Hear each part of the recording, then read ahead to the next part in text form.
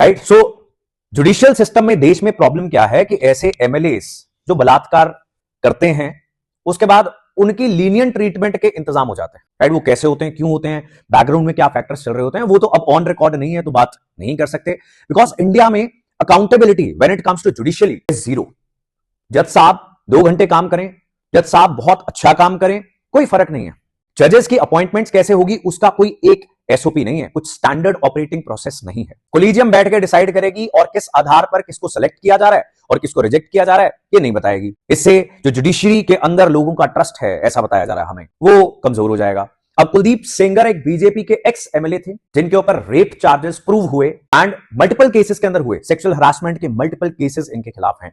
एक विक्टिम जो है वो अड़ गई कि मुझे तो जस्टिस चाहिए। अब कुलदीप सेंगर को पॉक्सो में शामिल किया जाए एज अ पब्लिक सर्वेंट या नहीं, यह सवाल था हाई कोर्ट के आगे। अब हाई कोर्ट ने क्या डिसाइड किया कि अगर कोई मान लेते हैं पटवारी है, कोई तहसीलदार है, कोई और सरकारी ऑफिसर है, उसको एक पब्लिक सर्वेंट माना जाएगा पॉक्सो के तहत, protection of children from sexual offences act के तहत।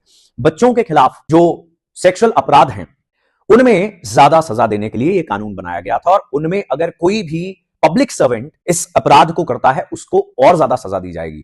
अगर एक्स एमएलए को पब्लिक सर्वेंट नहीं ट्रीट किया जाएगा उनकी सजा कम हो जाएगी। तो ऐसा करने की क्या जरूरत है। लेकिन जुडिशरी जो करती है वो जुडिशियल इंटरप्रिटेशन करने की कोशिश करती है, वो पैशन और इमोशन से अपने आप को इफेक्ट ना होने दे ये कोशिश करती है। राइट। सो होपफुली जो हमारे चीफ जस्टिस ऑफ इंडिया हैं उन्होंने इस फैसले के ऊपर स्टे लगाते हुए, हाईकोर्ट के ऑर्डर के ऊपर स्टे लगाते हुए ये कहा कि जज साहब बहुत अच्छे थे लेकिन गलती हर किसी से हो जाती है। आपसे और मेरे से गलती होगी तो उसके कुछ नतीजे होंगे, है ना, हमें ऐसा नहीं छोड़ा जाएगा। Even if that is not a crime, in official capacity अगर कोई मिस्टेक करेगा तो उसका कोई ना कोई कॉन्सिक्वेंस तो होगा।